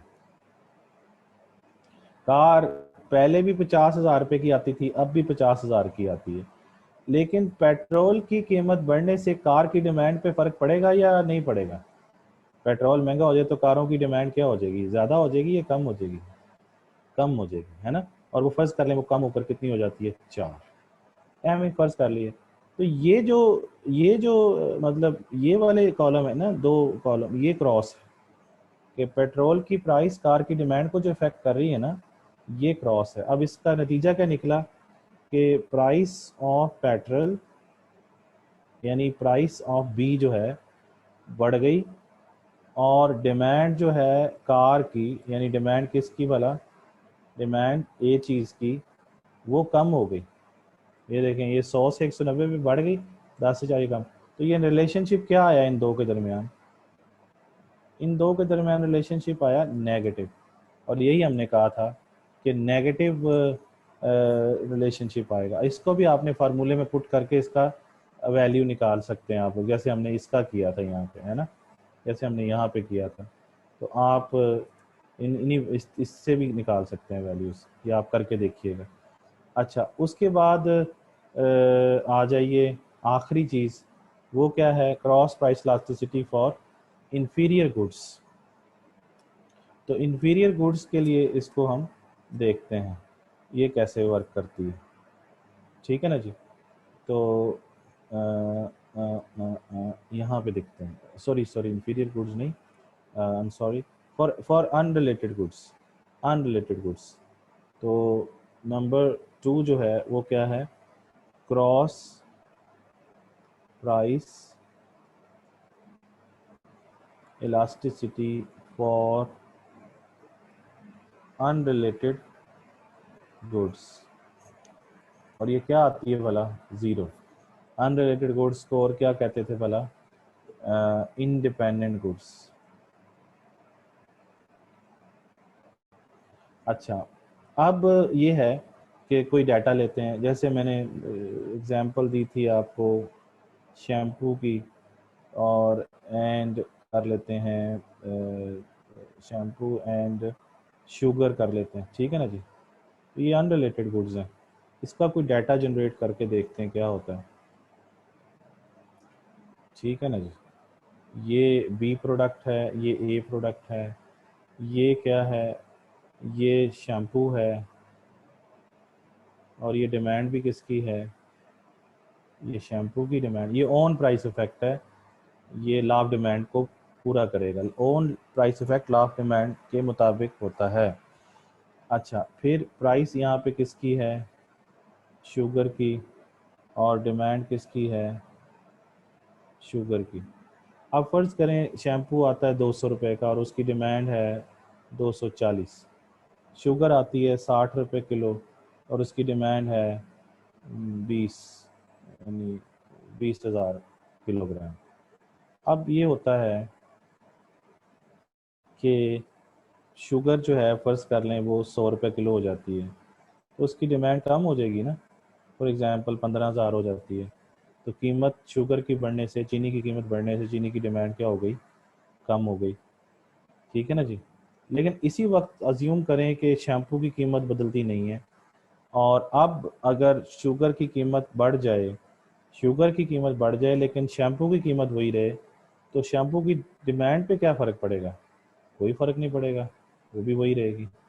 तो शुगर का शैम्पू से कोई ताल्लुक ही नहीं है, ना तो कॉम्प्लीमेंटरिटी है और ना ही सब्स्टिट्यूटेबिलिटी है। तो ये डाटा आपके काम आएगा, और जब इसका आप आंसर निकालेंगे तो वो ज़ीरो आएगा, ठीक है ना जी। तो इसका मतलब ये है कि प्राइस जो है, प्राइस ऑफ शुगर जो है, यानी जो प्राइस ऑफ बी है वो बड़ी है, लेकिन क्वांटिटी डिमांड जो शैम्पू की है, यानी क्वांटिटी डिमांड ए की जो है वो सेम रही। अगर सेम रहे तो वो अनरिलेटेड गुड्स के लिए होता है, या वो इंडिपेंडेंट गुड्स के लिए होता है वहाँ पे। तो ये जनाब आपका टॉपिक जो है वो यहाँ तक ख़त्म हो गया। हमने 3 काइंड्स पढ़ ली, price elasticity of demand, income elasticity of demand, और cross price elasticity of demand. ये हमने इसको मुकम्मल कर लिया है। अब हम नेक्स्ट टॉपिक की तरफ बढ़ सकते हैं, लेकिन उससे पहले अभी हमारे पास 20 मिनट पड़े हैं, तो 20 मिनट्स के अंदर हम एक और टॉपिक कंप्लीट तो कर सकते हैं, लेकिन मैं ये चाह रहा हूँ करा दूँ आपको, ठीक है। एक और हम पढ़ते हैं, उसे हम कहते हैं, नया क्वेश्चन शुरू कर रहा हूँ, point elasticity versus arc elasticity. ये भी एक टॉपिक है, ठीक है जी। Point elasticity versus arc elasticity, ये पढ़ना है अब हमने। तो पॉइंट एंड आर्क इलास्टिसिटी को पढ़ना है हमने। देखें, जो आप ये ख़ास तौर पर हम पढ़ रहे हैं पॉइंट इलास्टिसिटी और आर्क इलास्टिसिटी किसके लिए पढ़ रहे हैं, ये हम पढ़ रहे हैं प्राइस इलास्टिसिटी के लिए पढ़ रहे हैं, ठीक है जी। ये प्राइस इलास्टिसिटी के लिए पढ़ रहे हैं, यानी ये point elasticity point price elasticity है, और आर्क इलास्टिसिटी भी आर्क प्राइस इलास्टिसिटी है, समझ गए? यानी both are for price, for price पढ़ रहे हैं, price means on price, cross नहीं। अच्छा, आप लोगों ने फार्मूला पढ़ा था इलास्टिसिटी का फार्मूला, वो था delta Q over delta P into P over Q, ये फार्मूला पढ़ा था। तो ये फार्मूला मार्शल ने दिया था, डॉक्टर एल्फ्रेड मार्शल ने। और यही एक्चुअली फार्मूला, ये फार्मूला किसका है भला?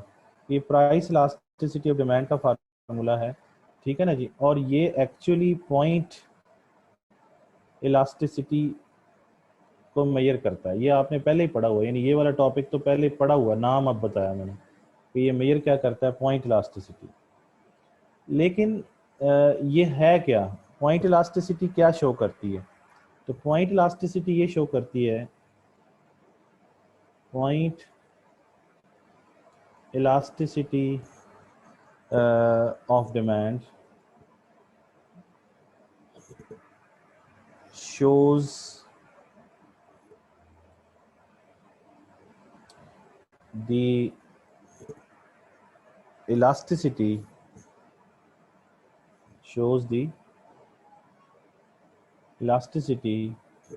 at one point,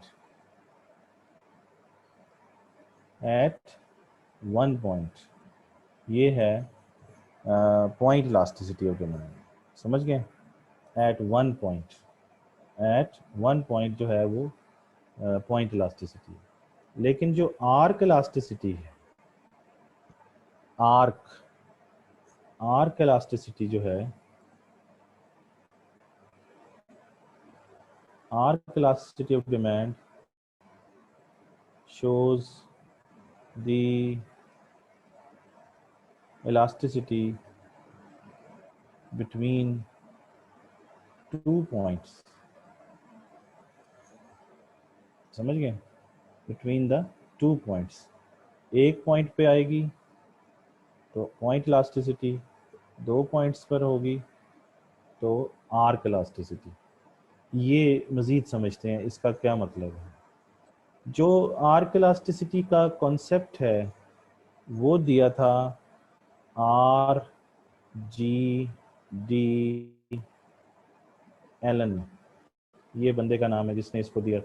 और पॉइंट इलास्टिसिटी का जो कॉन्सेप्ट है वो किसने दिया था? मार्शल, ठीक है। अब जो एलन था वो इकोनॉमिस्ट होने के साथ साथ मैथमेटिशियन भी था। वो ये कहता है कि जब हम इलास्टिसिटी मेजर करते हैं, फर्ज करें ये डिमांड कर्व है, तो आप एक पॉइंट ये ले लेते हैं, एक पॉइंट ये ले लेते हैं, ए बी। अब इलास्टिसिटी जब मेजर करते हैं तो आप को फार्मूला याद होगा, पॉइंट इलास्टिसिटी का फार्मूला क्या था? Delta Q over delta P into P over Q. तो वो कहता है कि जब आप इलास्टिसिटी मेजर करते हैं तो वो मेजर तो आप ए से बी तक करते हैं, ए से बी तक करते हैं या बी से ए तक करते हैं। तो जब आप मेजर करते हैं पॉइंट ए से पॉइंट बी तक जब आप करते हैं तो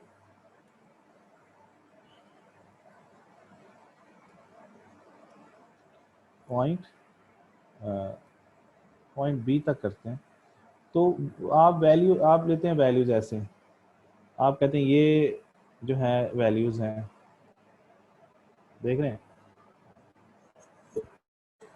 तो आप यहाँ पर जब चेंज निकालते हैं तो फिर आप दोनों पॉइंट्स ले लेते हैं ए से बी के दरमियान।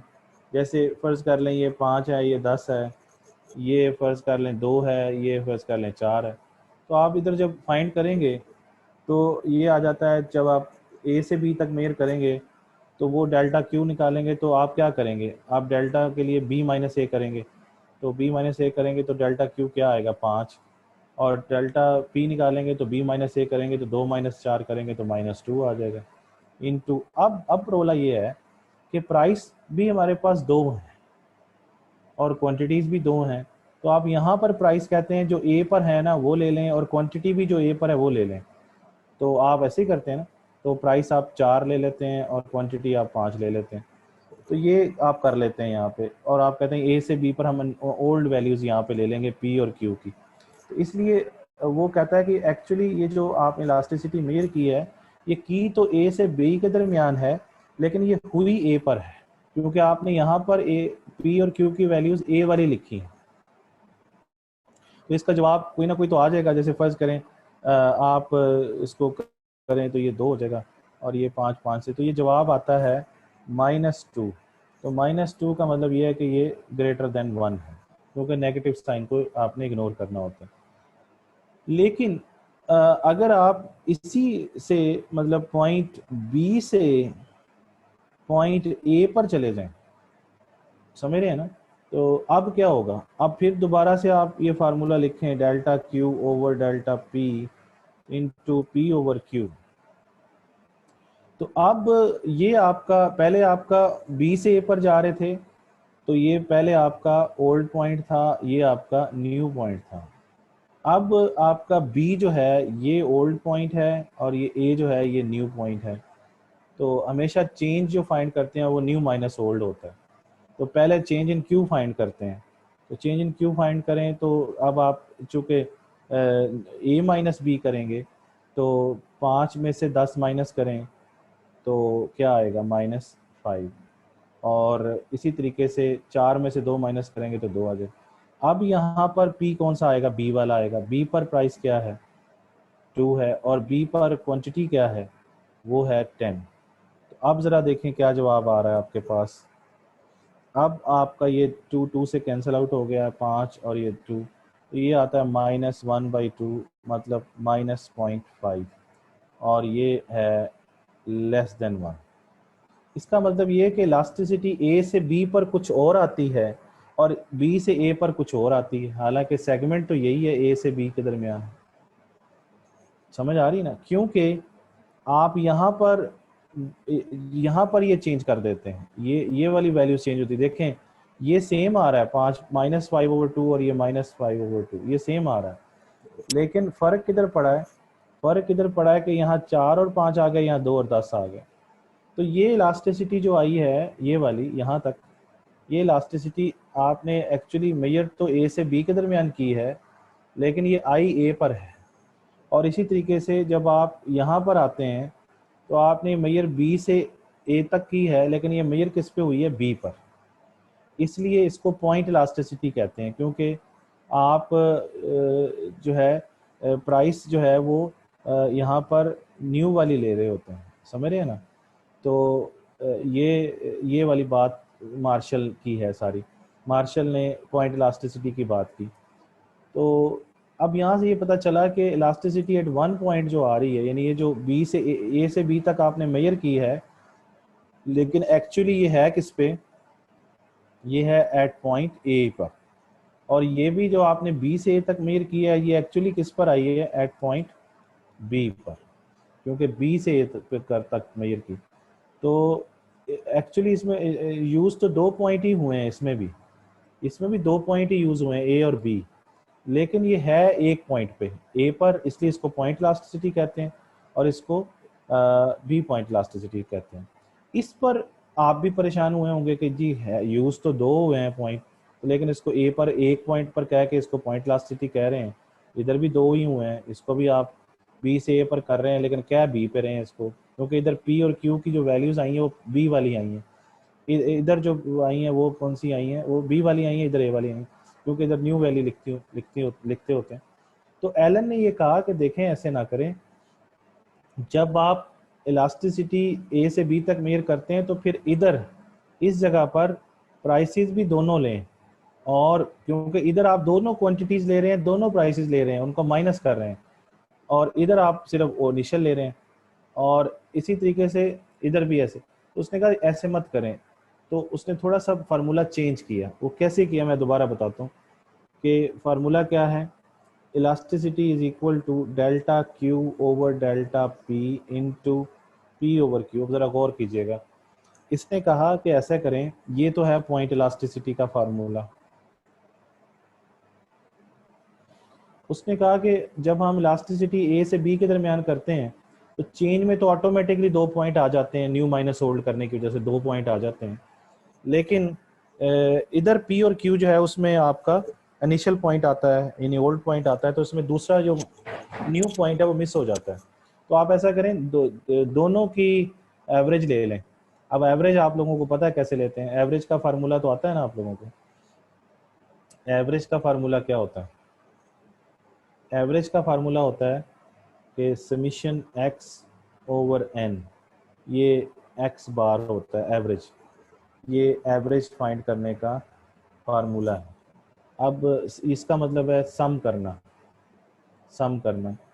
एन का मतलब नंबर ऑफ ऑब्जर्वेशन है। अब फर्ज करें एक्स की वैल्यू है 1 2 3 4 5 और आपसे कहा जाता है इसकी एवरेज निकालें, तो आप क्या करेंगे? सबको सम करेंगे। तो सम करेंगे तो ये आएगा 1 + 2 + 3 + 4 + 5, ये आ जाएगा समीशन क्या भला एक्स, और फिर डिवाइडेड बाय एन।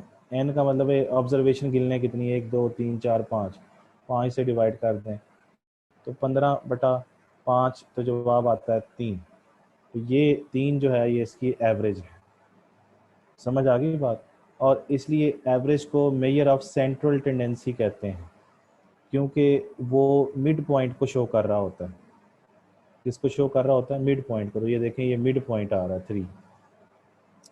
तो जब जब आप यहाँ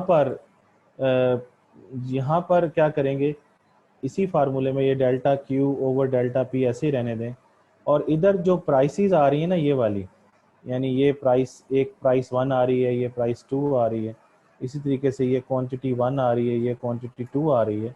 तो आप क्या करें, आप इधर प्राइसेस दोनों की एवरेज ले लें, तो दो पॉइंट पे 2 प्राइसेस आएंगी ना, P1 + P2, जैसे ये आपने किया, समीशन P बन जाएगा, और डिवाइडेड बाय कितनी ऑब्जर्वेशन है 1 और 2, डिवाइडेड बाय 2 आ जाएगा इस फार्मूले के मुताबिक, ये एवरेज के फार्मूले के मुताबिक।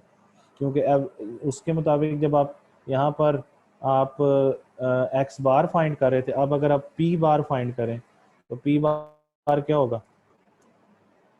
पी बार क्या होगा भला? वो होगा समीशन पी ओवर एन, और समीशन पी क्या होगा? P1 + P2 over 2। यही लिखा हुआ है मैंने यहाँ, समझते हैं ना? क्लियर होगी बात? इसी तरीके से एवरेज ले लेनी है, यानी क्वांटिटी की भी एवरेज ले लें, Q1 + Q2 ओवर 2। तो ये जो चीज़ अब बन रही है ना, ये पॉइंट की थी, और ये कौन सी बन जाएगी? ये आर्क बन जाएगी, ई आर्क इलास्टिसिटी बन जाएगी। अब ये आर्क इलास्टिसिटी जो आप बना रहे हैं, इसमें क्या किया, इसको मज़ीद सॉल्व कर लें, delta Q over delta P into, अब ये चाहें तो ये 2 से कैंसिल आउट कर दें, तो ये आएगा P1 + P2 over Q1 + Q2, ये चीज़ बन जाएगी। इसको मज़ीद सिंप्लीफाई कर लें तो आपको पता है कि डेल्टा क्यू कैसे फाइंड करते हैं। डेल्टा का फार्मूला होता है new value minus old value, है ना, ओल्ड वैल्यू। तो ये माइनस आता है इसके अंदर।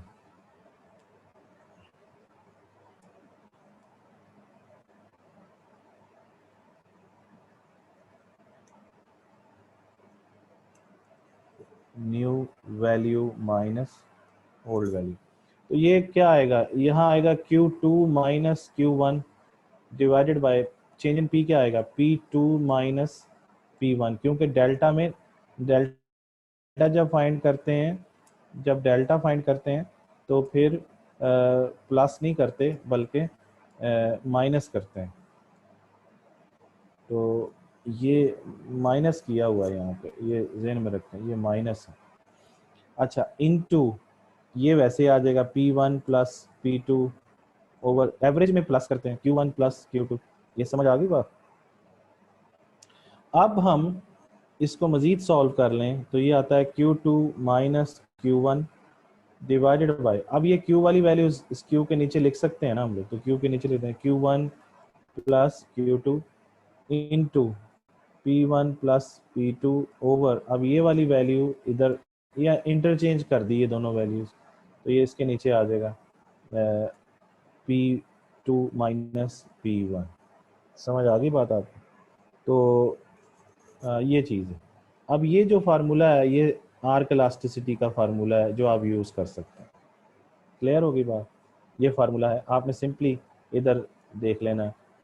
अब आप ये आपके पास डेटा हो तो आप इससे आप ए से बी तक मेजर करें तो भी जवाब सेम आएगा, और बी से ए तक मेजर करें तब भी जवाब सेम आएगा। इसकी तरह पॉइंट इलास्टिसिटी की तरह वो डिफरेंट आंसर नहीं आएंगे इस फार्मूले से आर्क इलास्टिसिटी। और इसीलिए इसका जवाब जब आप ए से बी तक मेजर करें तब भी वो सेम आएगा, और बी से ए तक करें तब भी सेम आएगा। ये करके देखिएगा। और वो होगा क्या, क्योंकि ये एवरेज इलास्टिसिटी है तो वो मिड में आएगा यहाँ पे। इसलिए आर्क इलास्टिसिटी को मिड पॉइंट फार्मूला भी कहा जाता है, या आर्क इलास्टिसिटी को एवरेज इलास्टिसिटी भी कहा जाता है। समझ आ गई? क्योंकि ये एवरेज लेती है। अब आपके पास ये डाटा है ना, इस डाटा से, इसी डाटा से आपने पॉइंट इलास्टिसिटी मैंने ए से बी तक और बी से ए तक मेजर करके दिखाई हुई है। ये देखें आपके सामने, ये पॉइंट से की हुई है। इसी डाटा से अब आर्क से करके देखिएगा, ये फार्मूला अप्लाई करके ये वाला तो आप देखेंगे ए से बी जो आंसर आएगा और बी से ए जो आंसर आएगा वो क्या आएगा, सेम आएगा। ये चेक करके मुझे कल बताइएगा आंसर सेम आता है कि नहीं आता है। किससे करना है? इसी शेड्यूल से, इसी ग्राफ से कर लें। समझ आ गई बात? और ये ग्राफ मतलब ये है कि इसका अगर हम डाटा बना लें तो डाटा भी बन जाएगा। यहाँ पे P आ जाएगा, यहाँ पे QD आ जाएगा। तो P क्या है,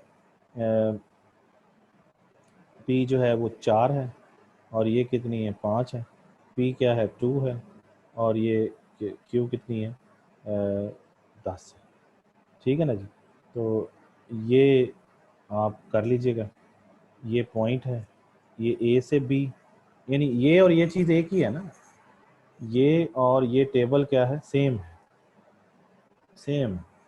अब आप इस टेबल से मैंने या इस ग्राफ से मैंने आपको ये पॉइंट इलास्टिसिटी दोनों निकाल के दिखाई है, ए से बी और बी से ए।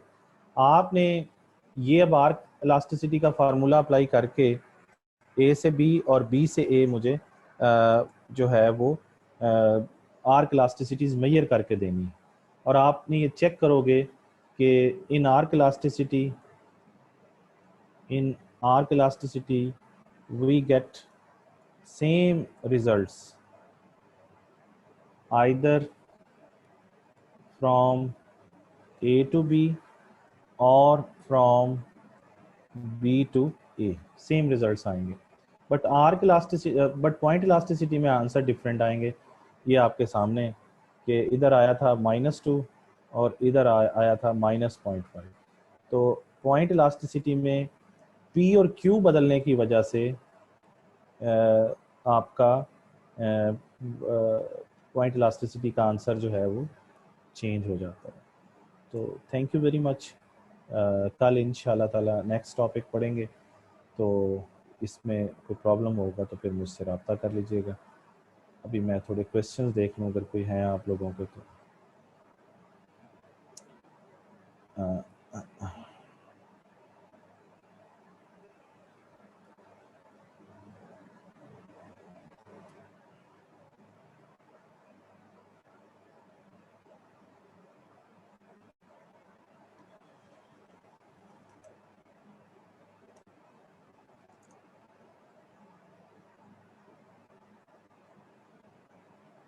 जी क्वेश्चन है, फर्स्ट क्वेश्चन है जी अब्दुल रहमान शेख साहब का, और वो कहते हैं कि जी मेरी फ़र्स्ट क्लास है, व्हाट्सएप ग्रुप में मेरा नाम डलवा दें। ये भाई नाम जो है वो तलहा से रब्ता करें आप। तलहा अपना नंबर ज़रा इसमें लिख दें ताकि ये यहाँ से देख लें और ये इसमें ऐड हो जाएंगे। अरीज बीबी कहती है अस्सलाम वालेकुम, अपना व्हाट्सएप नंबर बता दें। ये मैंने नंबर अपना बताना है, तो मेरा व्हाट्सएप नंबर तो वही है 0300 6300 597। ठीक हो गया जी। और उसके बाद है सर इनकम इलास्टिसिटी को एग्जांपल नहीं समझ आई। इनकम इलास्टिसिटी की एग्जांपल जो है वो पहले ये समझना पड़ेगा कि वो इंफीरियर गुड के लिए या सुपीरियर गुड के लिए। अगर पॉजिटिव है तो सुपीरियर है या नॉर्मल है, अगर नेगेटिव है तो इंफीरियर है। सर आपने लास्ट टाइम कहा था कि इसके नेगेटिव साइन को इग्नोर करना है। साइन की मैंने पूरी स्टोरी सुना दी आप लोगों को कि साइन कमोडिटी को शो करता है और जो वैल्यू है वो इलास्टिसिटी को शो करती है। उसके बाद है नोट्स मैंने दिए हैं, वहाँ से भी देखें, किताब भी पढ़ें। सर आप बहुत तेज़ स्क्रीन हिला रहे हैं, स्लो करें, लेक्चर कॉपी नहीं हो रहा। अच्छा जी। अनरिलेटेड गुड्स वो हैं जिनका आपस में कोई ताल्लुक नहीं होता है। बुक का कोई नई एडिशन बता दें, ये वो 2012 का एडिशन शेयर कर दें। ये किसी के पास 2011 या 12 का एडिशन हो सीमा की बुक का तो वो 95% आपका सिलेबस कंप्लीट करता है। वो देखें किसी के पास है तो मुझे भिजवाएं। ठीक है जी। और उसके बाद है जी नीड ऑफ क्रॉस प्राइस क्लासिंग। क्यों पढ़ रहे हैं क्रॉस प्राइस? ये इसलिए पढ़ रहे हैं कि अकल आ जाए हमें कि डिफरेंट कमोडिटीज़ की प्राइसेस का उसकी डिमांड पे क्या असर होता है, और फिर उसके मुताबिक जब हम ये इसकी इंपॉर्टेंस पढ़ेंगे ना, अगला टॉपिक आएगा उसमें फिर मज़ीद भी बताएंगे। उसके बाद है जी कि सर क्यों के साथ एक्स या ए बी वो तो सेम ही होगा, प्राइस और क्वांटिटी। क्रॉस के अंदर डिफरेंट होगा, ऑन प्राइस इलास्टिसिटी के अंदर सेम होगा। Voice problem. सॉल्ट और शुगर भी अनरिलेटेड है ना? डिपेंड करता है, अगर आप उसको समझते हैं अनरिलेटेड तो अनरिलेटेड होंगे। इसलिए इकोनॉमिक्स में कोई चीज़ अथेंटिक नहीं है कि आप ये कहें कि दोनों अनरिलेटेड हैं, ये रिलेटेड हैं। अगर आपको लगता है कि सॉल्ट और शुगर इकट्ठे इस्तेमाल हो सकते हैं, उनका कोई यूज़ है, तो फिर रिलेटेड हो जाएंगे वो।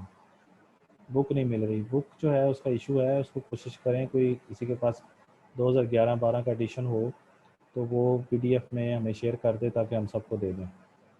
अच्छा जी। व्हाट्सएप ग्रुप में शामिल करें जी इसको, तलहा भाई, सीआर साहब, उस्मान मोहम्मद खान को। अब ये नंबर अभी लिख देंगे सीआर साहब, तो फिर उसमें आप उसका कर सकते हैं। सर बस प्रेजेंट लगा दें, मेरी बुक कंफर्म कर दें, एडवांस ऑफ आर्क इलास्टिसिटी, पता नहीं क्या, सीमा का 2000 एडिशन शेयर कर दें, जुएब मेरी क्लास व्हाट्सएप पे करवा दें। सर जी नोट्स किधर से मिलेंगे? नोट्स भाई कहीं से नहीं मिलेंगे, ये ग्रुप में आओगे तो कुछ चीज़ें मिलेंगी, वरना किताब से ही पढ़ना है। नोट्स तो इतने ज़्यादा नहीं मिलेंगे आप लोगों को। ठीक है जी। और किताब लें सीमा की 2011 या 12 एडिशन। ठीक हो गया।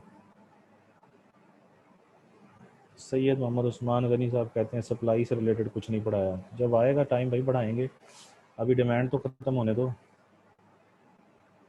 ठीक है जी। चलें जी, तो ये है सारी स्टोरी। तो हाँ जी, ये सीमा की बुक 2011-12 की लेनी है आप लोगों ने। ठीक हो गया।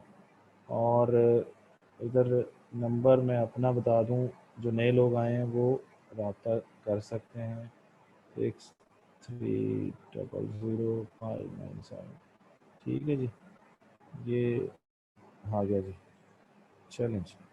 तो मेरा ख्याल है बाकी कोई चीज़ नहीं है। Thank you very much and अल्लाह हाफिज़।